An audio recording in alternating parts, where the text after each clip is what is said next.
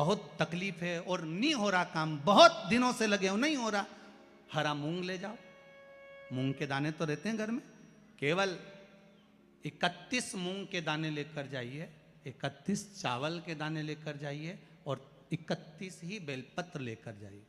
जिस दिन की अष्टमी हो, कौन से दिन अष्टमी हो, उस दिन शंकर जी के मंदिर में जाओ, 3 चीज लेकर जाओ, मूंग के दाने, चावल, बेलपत्र।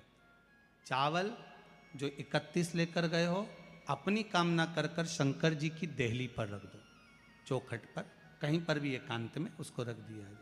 मूंग के जो दाने लेकर गए हो 31, वो नंदी के पास में, जो नंदी का पांव ऊंचा रहता है उस पांव के पास रख दीजिए। और जो 31 बेलपत्र लेकर गए हो, वो 31 बेलपत्र अशोक सुंदरी वाली जो जगह है, आपको पहले बताया है कथा में, अशोक सुंदरी जी का स्थान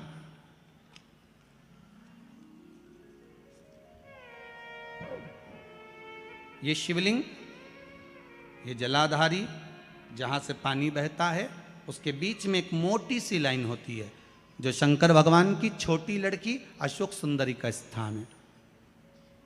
शिव जी के 13 बच्चे हैं, 13 बच्चे में सबसे छोटी लड़की अशोक सुंदरी यहीं पर विराजमान होती है, जहाँ से पानी नीचे गिरता है।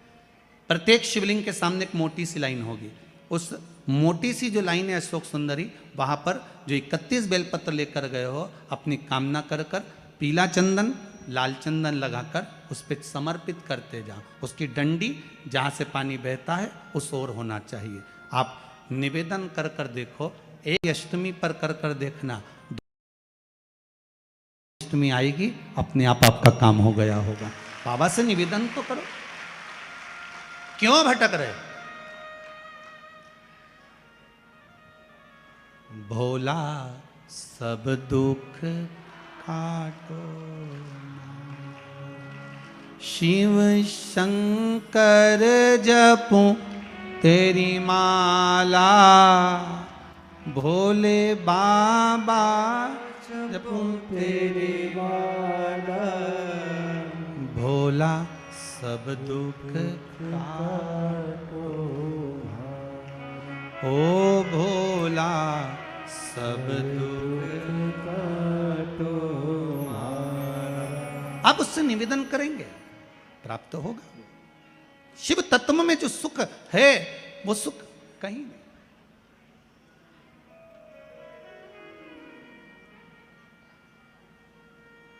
एक मात्र शिव मंदिर में झाड़ू लगा रही हैं अहिल्याबाई, साधारण सा भाव है, केवल एक झाड़ू।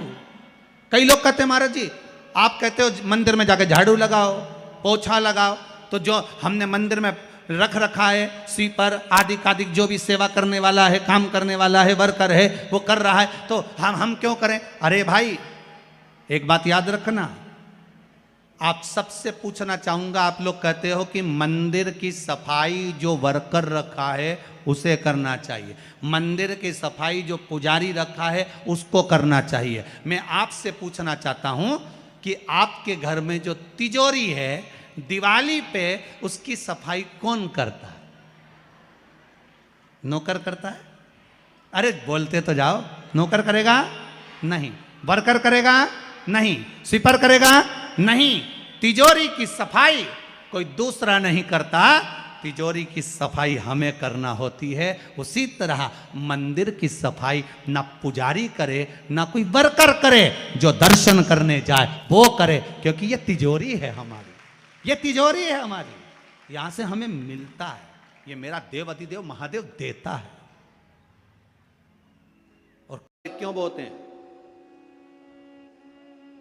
उसको बोने का कारण क्या है? केवल कोई कहे कि हम ठाकुर जी को भजते हैं, भगवान कृष्ण को भजते हैं, कोई कहे हम तिरुपति बालाजी को, नारायण को भजते हैं, कोई कहता है कि हम हरि विट्ठल को, पांडुरंगा को भजते हैं, हमारे यहाँ हाँ हम इनको भजते हैं तो जवारे नहीं बोते। ना ना, पुष्टि मार्गी है, ठाकुर जी की सेवा करने वाला है, उसके यहाँ भी ये 9 दिन जवारे बोए जाते हैं। रामानुज संप्रदाय से जुड़ा हुआ है, नारायण की पूजन कर रहा है, उसके घर में भी जवारे बोए जाते हैं। पांडुरंगा हरि विट्ठल की उपासना कर रहा है, उसके घर में भी जवारे बोए जाते हैं। जवारे का महत्व हमारे यहां शास्त्र कहता है। क्या महत्व है उसका, क्या फल है उसका।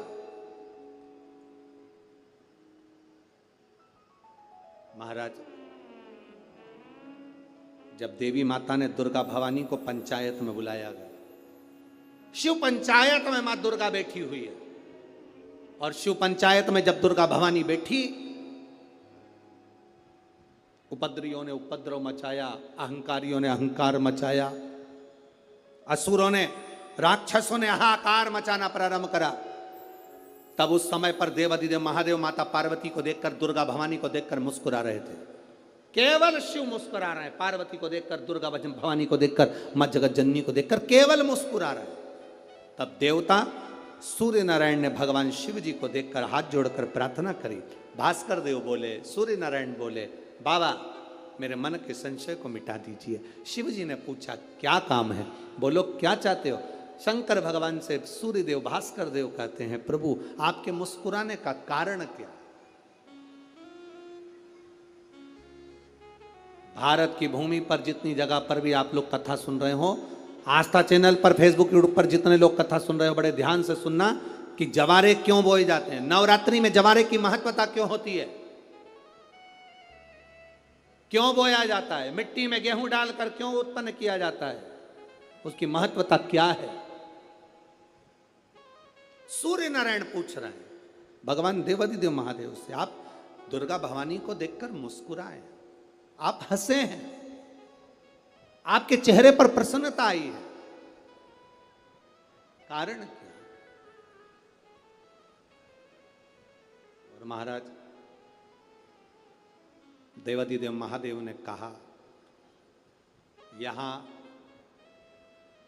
भगवान विष्णु, गणेश जी, भास्कर देव, आप सब बैठे हो। असुरों ने आक्रमण कर दिया,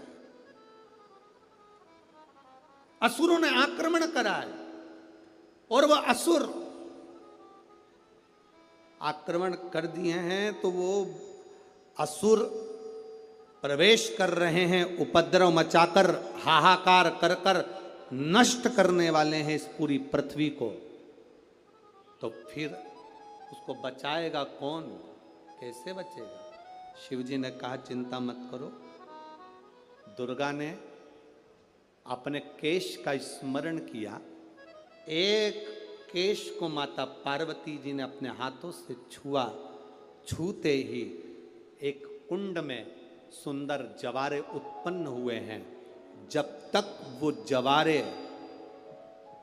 बड़े नहीं हो जाते, जब तक वो जवारे थोड़े प्रबल नहीं हो जाते, तब तक एक भी असुर प्रवेश नहीं कर सकता, हाहाकार नहीं मचा सकता और अंदर आ नहीं सकता। शिव महापुराण की कथा कहती है, जवारे जिसके यहाँ बोए जाते हैं, जवारे का, आप लोग कहते हैं कहीं पर देवी जी बैठी हैं, किसी के यहाँ मिट्टी की मूर्ति आई, 21 फीट की, 41 फीट की, 15 फीट की, 10 फीट की, 25 फीट की देवी जी की प्रतिमा स्थापना हुई।